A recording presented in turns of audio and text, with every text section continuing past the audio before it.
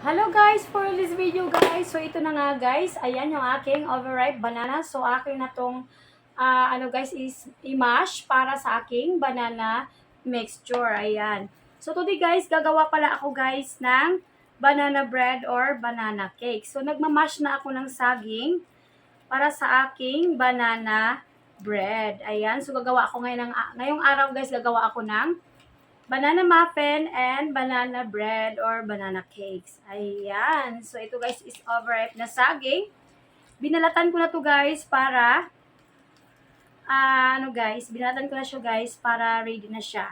Ayan. Ready na siyang i-mash. Ayan. So, ganito lang guys mag-mash.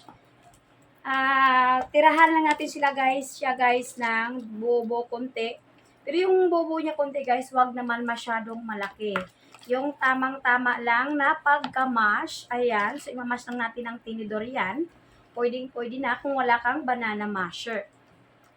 Ayan, so ganyan lang guys. Kadali mag-mash ng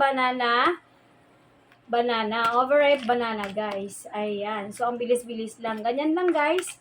So tamang-tama lang ito guys. So yung buo niya guys, hindi siya masyado malaki, kundi katamtaman lamang. Ayan.